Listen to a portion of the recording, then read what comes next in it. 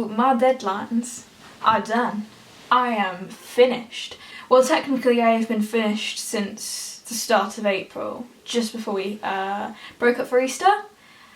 And I was fine then, because I went back home, had stuff to do, aka I did work pretty much every day, felt so exhausted, and then slept at like 10 o'clock, woke up at 7, just became a routine, and I always had stuff to do.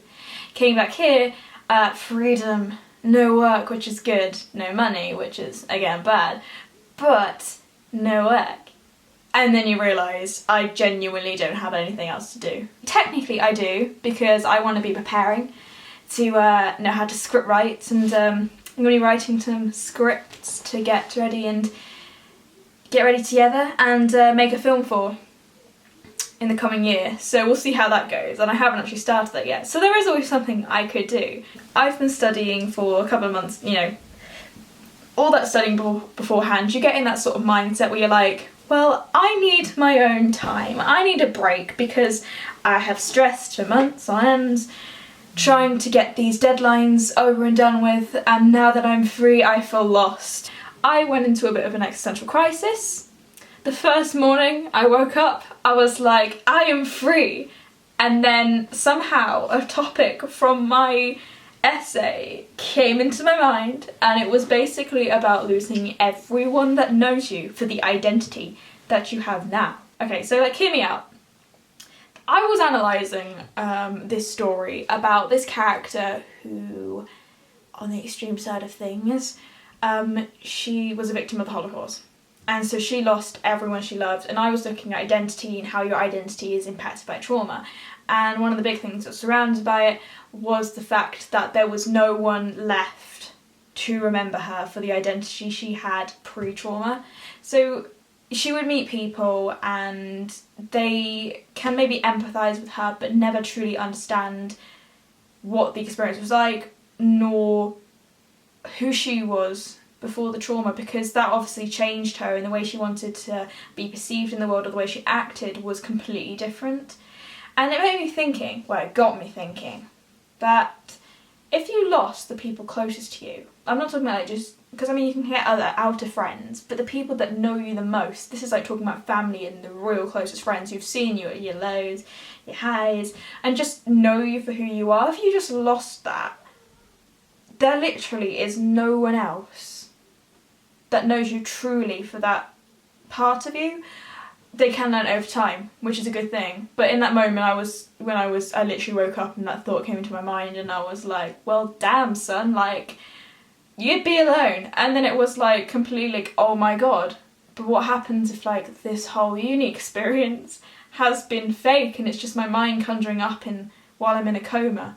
Or, I mean, this happens quite a few times, and I don't know what it is. Like, existential anxiety. It happened quite a few aspects. Like, I'd come back from uni and then wonder, did any of this exist? Like, I'd be at home and look at the university pictures, I'm like, is this all a fabrication of my own memory? Like, it's not just in the moment, like everyone else will know, but what happens if it's like just my mind creating all of this somewhere else? And like, none of it's real, like, and then you think, but at which point was it not real? Was it from the start of university? Or from like earlier on? Or was it the whole, well, I don't think it'd be the whole time. But yeah, so my mind goes through these like big jumps, and then I sit there like, oh my god, and the whole world comes crashing down, and then someone will say, it's fine, it's real, and you'll be like, but how do you know? Because senses are fallible and everything is terrible. Yeah, I'm sorry, I went dark so quickly. I enjoyed a lot of things, but the point is, I don't know what to do now, and when I had those sort of existential anxiety, that passes, and other times I just feel really hyper and I'm like, I don't know what to do. So I just sit there, lie down with my music, and chill. And then other times, I will do the drawers, as in drawing, not like pulling my drawer out. Party hard. There are many opportunities to go to the beach, but I'm kind of lazy, and I just don't have the effort sometimes to just go waltz off, get a bus, which is usually like half an hour late, go to the beach and be like, well, now I've got to go back on the bus. So that's annoying. I can still do it, but also the weather has been so interchangeable so interchangeable, and I don't know what to do with it. But then I will do some writing of music, and then I will do some actual writing, because that's something I should be doing, but I'm not, because half of me is like, nah, you need a break, and the other half's just like, but you literally need to do the work, otherwise your life's gonna spiral out of nowhere. And I'm like, oh shit, I want to listen to the sensible but paranoid me, and I shouldn't.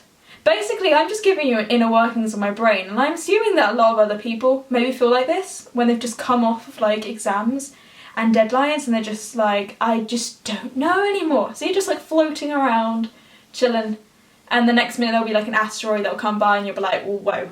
And that'll be like the random thought, and you're just like, fuck. And then everything will be fine. I don't know where this was going. I think a lot of the time now I don't have any start, middle and end to my videos. I'm just going to give you my thought process and see what you think of it. Compare. Maybe it's entertaining for you, maybe it's not. But yeah. So what advice can I give to you about what to do now? Creative arts. I mean, that's the only way I've been sitting here. That and Netflix. Yeah. Binge it all. I hope everyone has a good day. And that is me signing off. Abrad Melonain. Bit of Elvish for you there. Ah.